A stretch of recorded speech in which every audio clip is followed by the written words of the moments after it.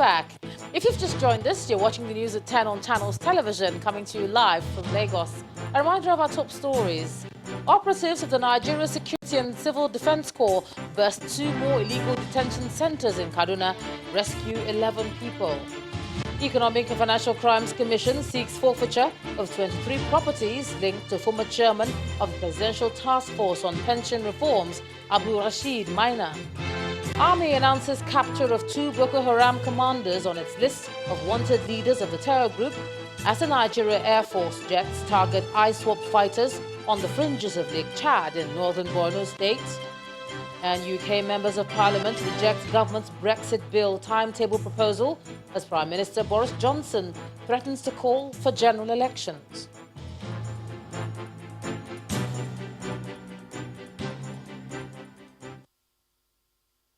For more information on our top stories and others, do visit our website, channelstv.com.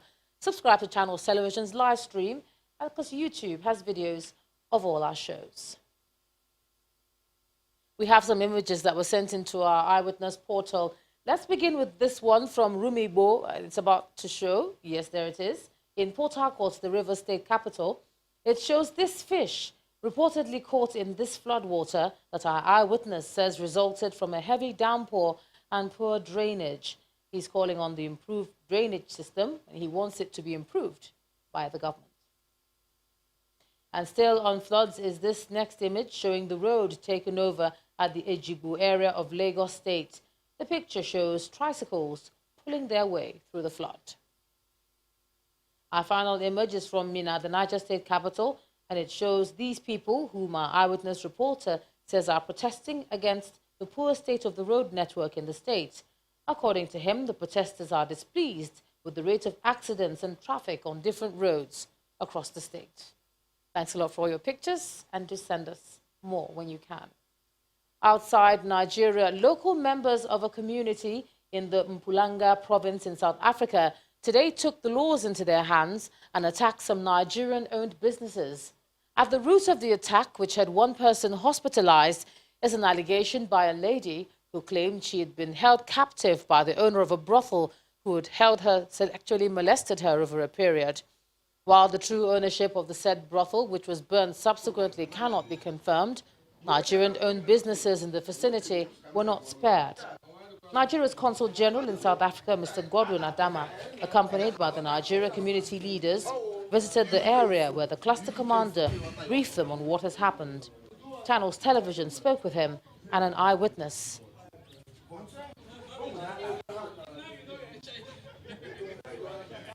Back home, the suspended chairman of the Special Investigation Panel for the Recovery of Public Property, Mr. Obono-Obla, has been declared wanted by the Independent Corrupt Practices and Other Related Offences Commission. The ICPC cites Mr. Obono-Obla's alleged repeated failure to appear before it to answer questions bordering on allegations of fraud and corruption as the reason for declaring him wanted. The suspended SPIP chairman is facing a series of allegations leveled against him on his role as head of the government panel on asset recovery. The commission in a statement says it received petitions accusing him of abuse of office, falsification of admission records, living above his income, and collection of gratification from suspects under investigation. He's also facing allegations of working outside the guidelines governing the panel by investigating unauthorized petitions and prosecuting suspects without recourse to the Office of the Attorney General of the Federation. The Commission says it's investigated the allegations with preliminary findings showing violations of some provisions of the Corrupt Practices and Other Related Offences Act 2000. Consequently, the ICPC had extended several invitations to him, which he has failed to honour without giving any reason. Let's cross over to Abuja now, and here's Linda Akigbe. Linda. Hello, Ijoma. Welcome to Abuja. Now, ahead of the Bayelsa State governorship election, the Independent National Electoral Commission, INEC, is promising to deliver a successful election that will be an improvement on the 2019 general elections. Speaking in Abuja at a roundtable on INEC's preparedness for the election, the chairman board of the Electoral Institute assures Nigerians that the commission will do things differently in the Kogi and Bayelsa elections. This roundtable is convened by INEC to address issues relating to the conduct of the governorship election in Bayelsa State. The Director General of the Electoral Institute kickstarts the event with a promise of an improved exercise. The Commission has made several efforts to strengthen the integrity of the electoral process. Of course, the credibility of the electoral process actually cannot be underestimated. The chairman of the board of the Electoral Institute and the supervising national commissioner for Bayelsa State admits there have been mistakes in the past, which will be corrected on the 16th of November. All the observations which we had from the 2019 elections, we are trying to test run all of them in these two elections. We're going to correct some of the mistakes. The ad hoc stars are going to get a letter of engagement so they know exactly how much they're going to earn, so there'll be no story about money matter. And we're also looking at the political parties that they will be kind to the people of Bayelsa. Addressing INEC officials and members of civil society organizations, the guest lecturer at the roundtable identifies violence and political thuggery as landmines that may militate against the delivery of a successful election in Bayelsa State. Proliferation of small arms and light weapons has for a long time been a difficult nut for security forces to crack in Bayelsa State because the waterways through creeks provide safe havens for armed trafficking through ships and speedboats on the high seas and, of course, in the creeks. There is desperation on the part of those who control power, both at the national and state level, to win the 2019 governorship election.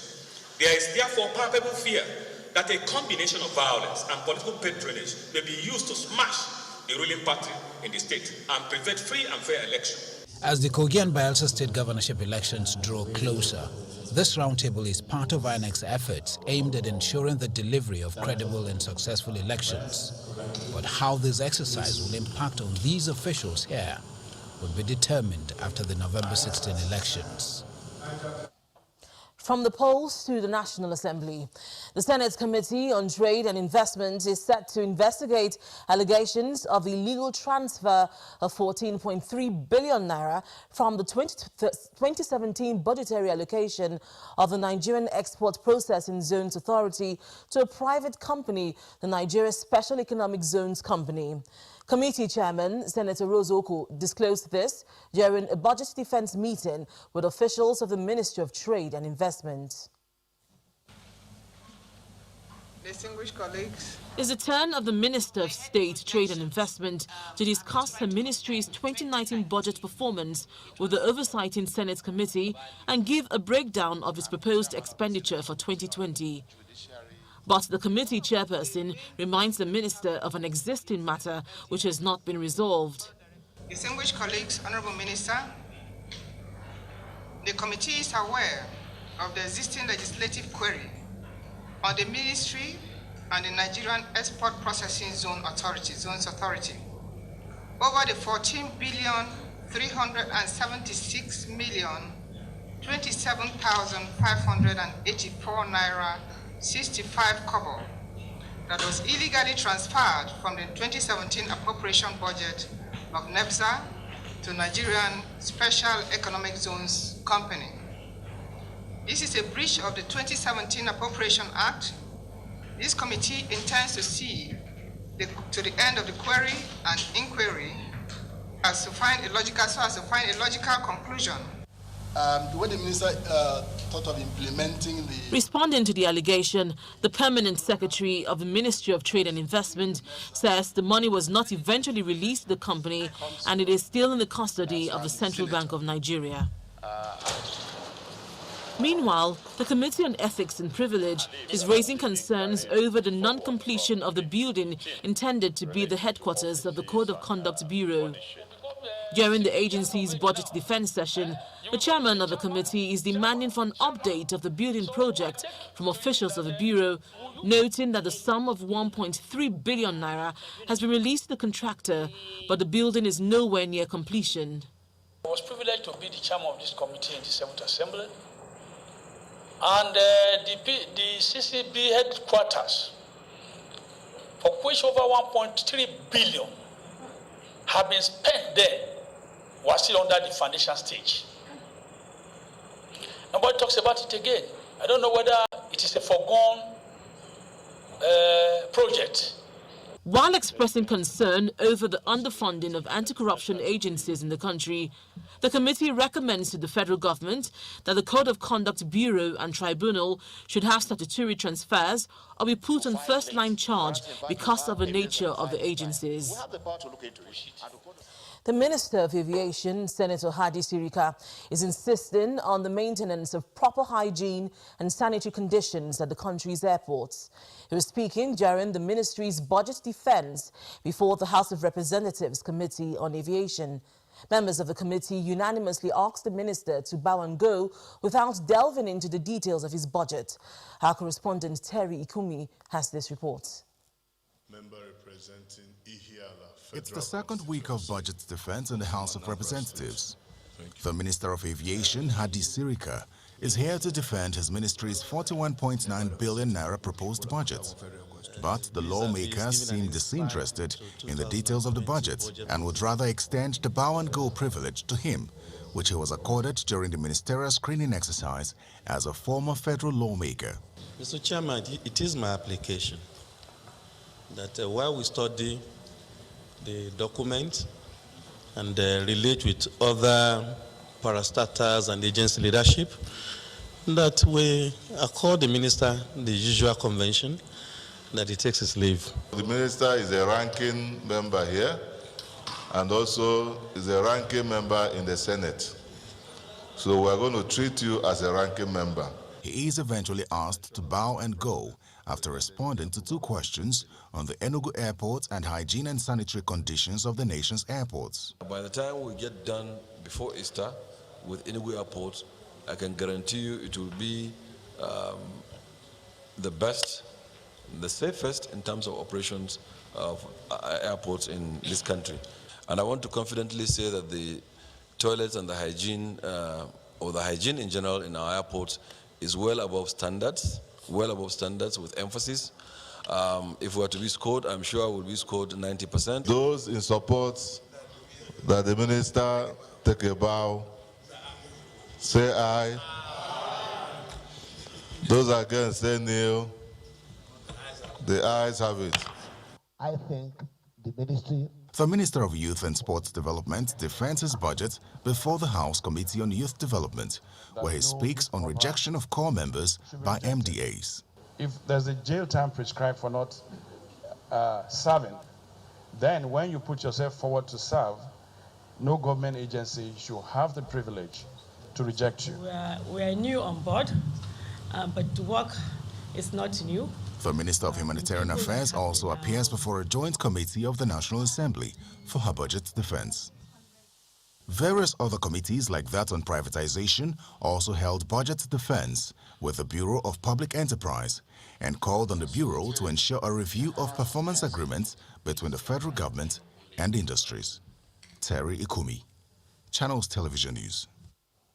When the News at 10 returns, Organization of Petroleum Exporting Countries to discuss deeper oil cut at upcoming meeting amid concerns over weak demand. That's some business news. Join us again.